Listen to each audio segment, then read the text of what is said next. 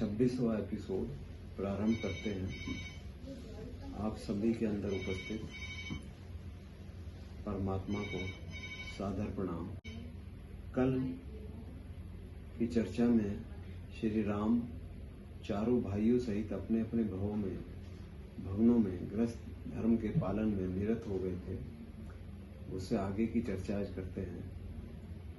श्री राम नित्य प्रातःकाल ही उठ जाते और शौचादि कर्मों को करने के अनंतर शिविका में बैठकर दिव्य सरयू नदी में स्नान के लिए जाते थे। वहां नदी के किनारे वाहन से उतरकर सरयू नदी की पवित्रता के रक्षणार्थ नदी के बालू का प्रदेश की बड़ी ही प्रसन्नता से पैदल ही नदी तक जाते थे। मंत्रियों सहित जाकर वे उस सरयू नदी को प्रणाम करते और वहां स्नान करने के अनंतर नित्य विधि संपन्न करते और फिर ब्राह्मणों को गौ, भूमि, धान्य व रस आदि पदार्थों का दान देते और पवित्र सरयू नदी का पूजन करके आदर पूर्वक ब्राह्मणों की पूजा करते।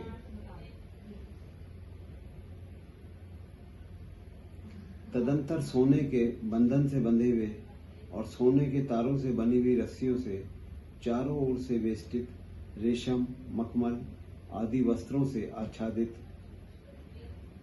एवं श्रेष्ठ सारथी द्वारा प्रेरित किए गए अश्वों वाले रथ पर सवार होकर वापस लौटते थे।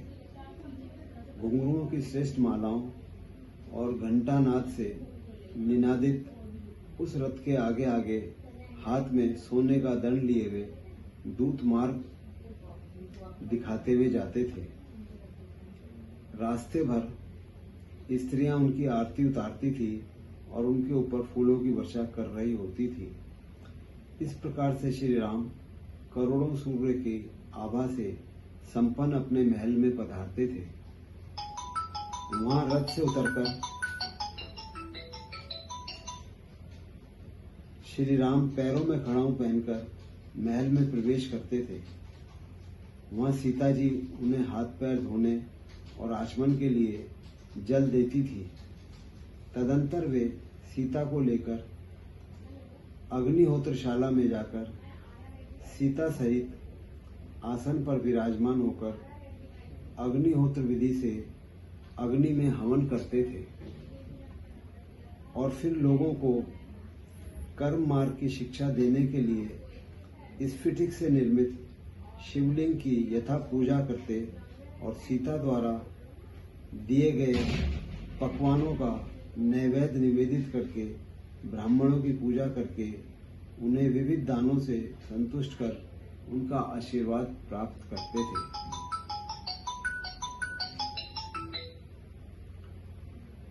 तदंतर तुलसी, गुरु, गौ, अश्वत्थ तथा मुनि पादप का पूजन कर भगवान सूर्य की पूजा करते थे। तत्पश्चात ब्रह्मयज्ञ का संपादन करके गुरु वशिष्ठ जी के मुख से सीता के साथ पुराणों की कथा सुनते थे। पुनः गुरु की पूजा करके बंधु बांधवों के साथ सीता के द्वारा बार बार आग्रह किए जाने पर ब्राह्मणों से समन्वित हो नारियल, कपित्थ, आम, जम्बू, दाड़िम, खजूर तथा कटहल आदि फलों के साथ घृत में पकाए गए विविध पकवानों को ग्रहण कर आनंद से तांबूल का सेवन करते थे। इसके पश्चात दिव्य वस्त्रों को धारण कर दर्पण में अपना मुख देखकर सीता के देखते देखते एक श्रेष्ठ रथ पर विराजमान होकर अपने दूतों तथा मंत्रियों को साथ लेकर तुरही आदि वाद्यों की ध्वनि के साथ माता के महल में जाते और वहां उन्हें दंडवत प्रणाम करके उनके दाहिनी ओर से उनकी प्रदक्षिणा करके राजगृह में जाते थे। वहां सिंहासन पर विराजमान राजा को प्रणाम कर उनकी आज्ञा से राज्य के कार्यों को करने के लिए अनंतर राजा से आज्ञा प्राप्त कर राजा को बार बार प्रणाम करके रथ पर आरूढ़ होकर वाद्यों की ध्वनि के साथ श्री राम अपने महल में लौट आते थे।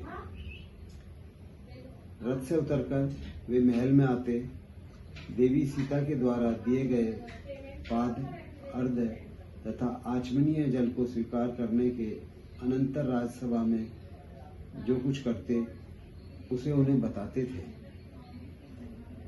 तदंतर दिव्य वस्त्र और आभूषणों से सुसज्जित सीता के साथ हास्य गीत और मांगलिक क्रियाओं से सीता को आनंद प्रदान करते थे।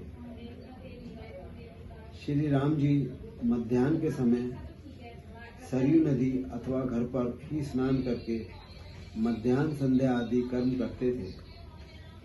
रघुनंदन श्री राम सरयू नदी के निर्मल जल में जिस स्थल पर नित्य स्नान किया करते थे वह स्थान राम तीर्थ के नाम से तीनों लोकों में विख्यात हो गया।